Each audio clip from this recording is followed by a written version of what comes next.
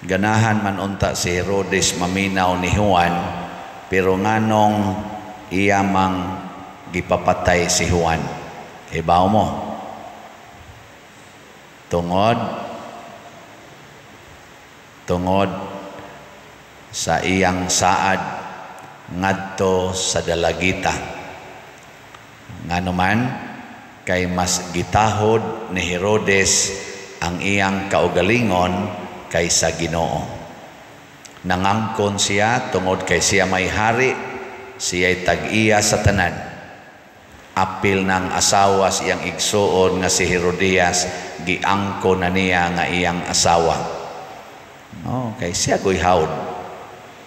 Kaning garbo nga maoy gibatunan ni Herodes, peligro kay ni mga igsuon. Kanabang magsigitag pangangkon, musangko gitas pagka-kriminal. Giling nga imong tupad, nangangkon ka sa imong bana, or sa imong asawa, or sa imong anak, or sa imong balay, na musangko gyud ka pagka-kriminal. Kay tungod sa imong gugma ng imong giangkon, mopatay ka or mohimo kag mga buhat nga di na gyud maayo.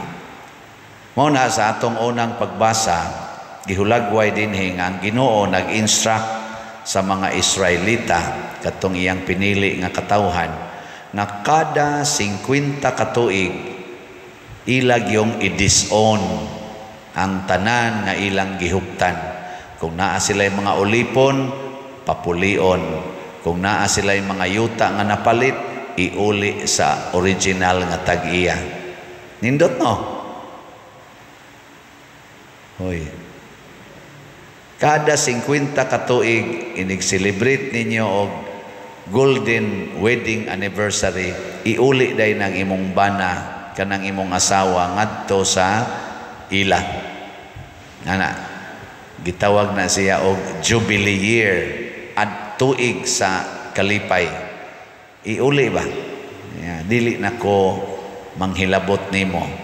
I set you free. 50 na katuig ang milabay sa inyong panagtiayon. So mga naanan na siya sa mga 75 ang edad or 80 ang edad. Magsungko day na siya or mag-wheelchair. Bye-bye. No? Nindota ka, no? Inigsunod na sang tuig na magbalik na sad mo. Okay mo ana.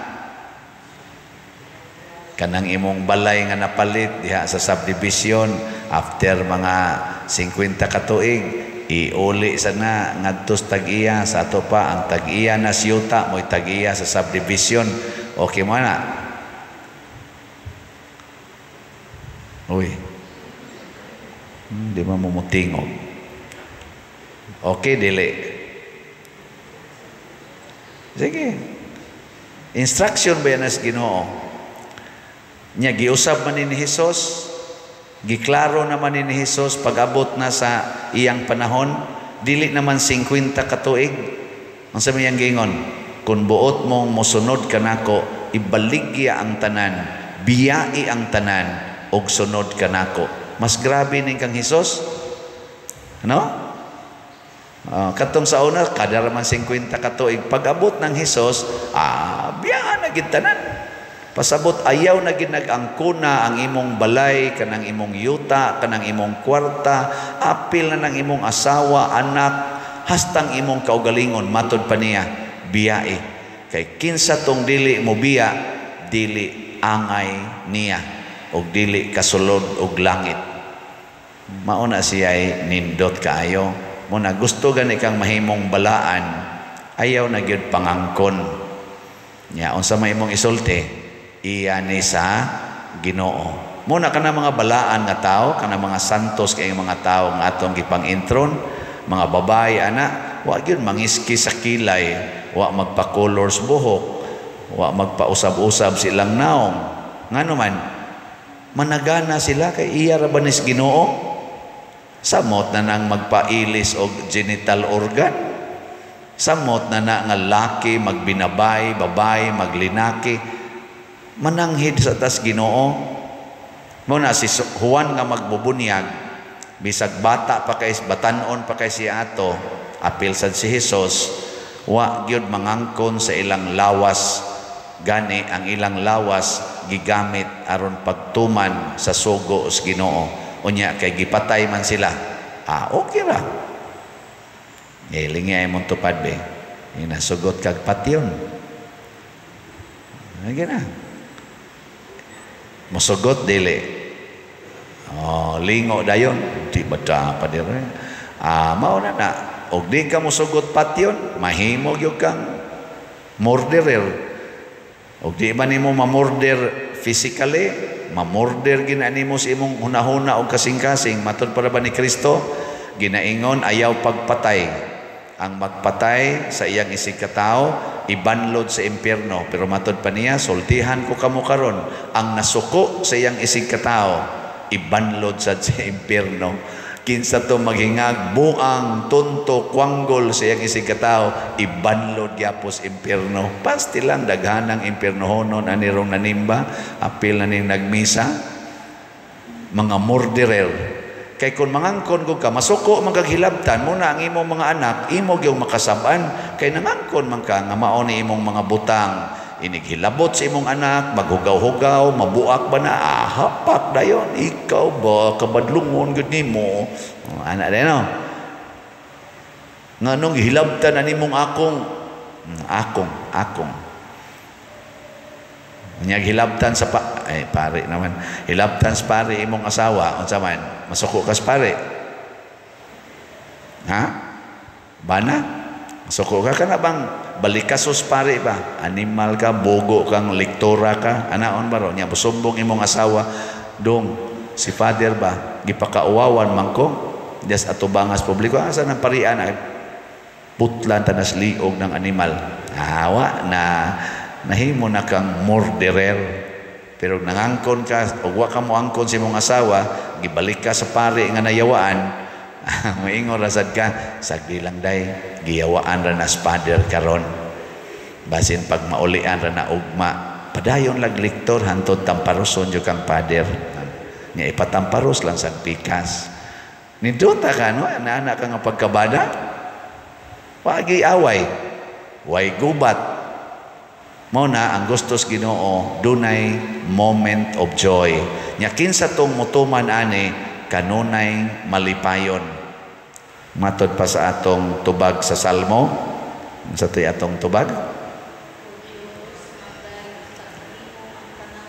O Dios, magdaig unta kanimo ang tanang mga nasod, makadaig kita.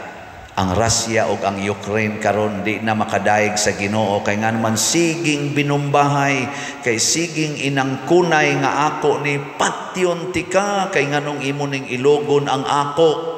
Napatay gyud di kadaig sa Ginoo. Pero mohunong na sila gubat, kay moingon na di man day ni ato nga nung magpinatyanay man ta, iya man day ni Ginoo, pasaylo ataon ko Ginoo, pasaylo ako igana nya mabalita des tibuok kalibutan, hunong ng gubat, kay nagpasayloay na sila, pastilan ang tanang nasod makaingon gyud praise the Lord.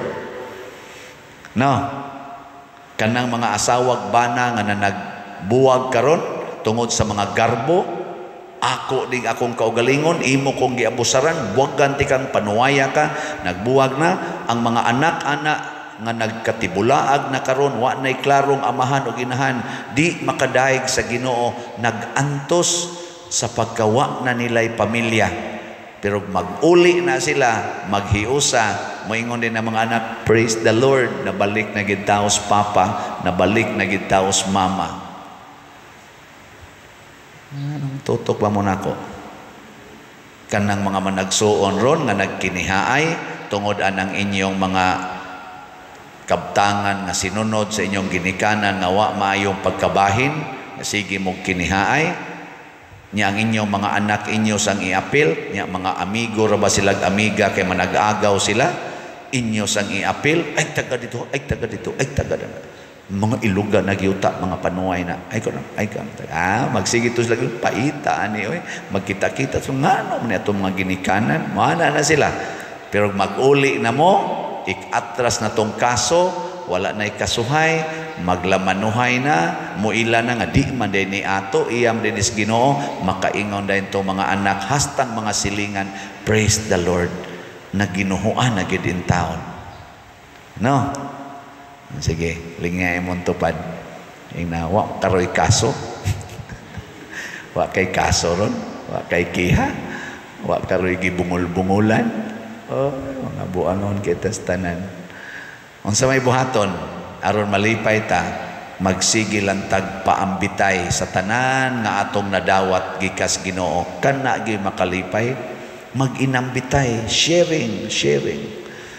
Muna congratulations sa nagsigig share nga hinato pinaagis pagpalit og slots. Ingna imong tupad na congrats ha, nakapalit man kano.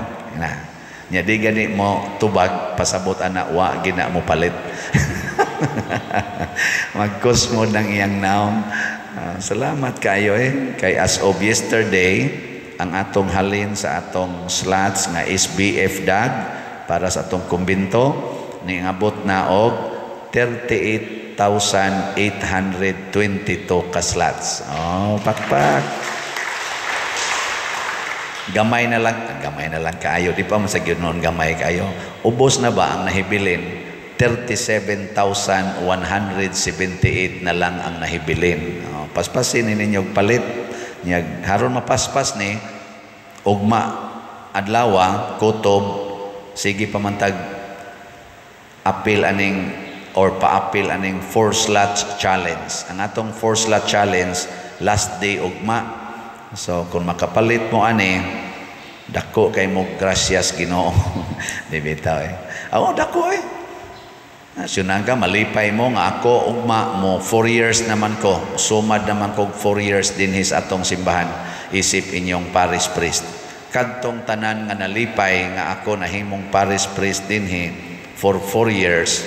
Hala, pamalit mo 4 slots sa SBF DAG. Bali 2,000 pesos.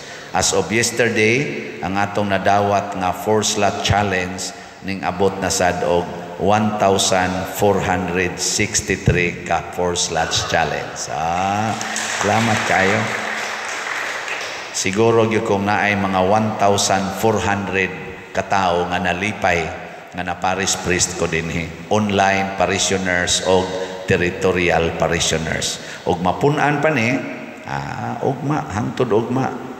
Palita lang ninyo, pero alam mo kumpiyansa sa mga scammers na ni-report nako nga Father, nakabayad baya mi aun sa to ang iyam tintong igagaw naka-donate ko no o para sa prisuhan kay naa man say scammer nga nagsigisad ako ngan pag gigamit mo na gyud kay mo kumpiyansa verify gyud ang mga ngan kana inigmisa na to kanang atong i-flash dinhi inig offertory og sa final song tan-awa gid ng mga ngan diha kay mo na mga official nato nga mga contact persons og account sa GCash o sa bangko. Na ako na ining ngan gid nako Padresiano ubod pero ang GCash account o ang number o ang ngan dili ngan sa akong sekretary kani si Remedios Ocaba or si Hinara Laborte or si Edna Barosa or si Bernardo Jacobi. Mao man ang ato mga official other in addition ako. Sus nakahatag yung ko no mga 50,000 man tingin to kapin. Ang usa mo aksyon na sa nung taghatag kay para na sa sunod buwan kay karon man tong buwan na ang gipangayo kuno ato. May gani kay nakabantay siya. Di man ni maoyngan sa sekretary ni Pader. Nitawag siya nga dinhim tin tumutawag o giingnan siya di man na namo kauban dire wa man mi ana may masakay mo tubag-tubag ingan di lagi ni mao ang imong sekretary sa nanakoy bag-o karon mas direct ni nga kuan sister mag sister rabasad mag brother sad bag-o ni sekretary dinhi lang ihatag kay diretso day na nga rin ako muna naaman sa mga mapahimuslanon mauni sila yung mga kaliwat ni Herodes kanabitang nahigugma ka iskwarta imbis nga manghatag ila na noong kawaton ang kwarta diha sa mga tao nga naningkamot in taon sa pagpaambit ngadto sa uban. So let us be prudent also sa pagpaambit ha. Haron dili sa ma-scam, pero og na-scam gyud mo, congratulations, doble ang inyong na-donate sa simbahan kay ni-donate mo sa mga buangon. Na nakanindot. Doblihon sa naghatag sa Ginoo ang inyong grasya kay ni-donate mo sa mga buangon. Pero careful lang kay mosamot niya kadaghan ang buangon atong tabangan nga di kay sila mudaghan pinaagi sa atong pag-amping. So kining akong gihisgutan, ato ning nasinati ang pag-inambitay, ang paghinatagay, ngano man sa ngalan sa Ginoo, sa ngalan sa simbahan nga mausab ang giatiman sa mahal nga Birhen Maria.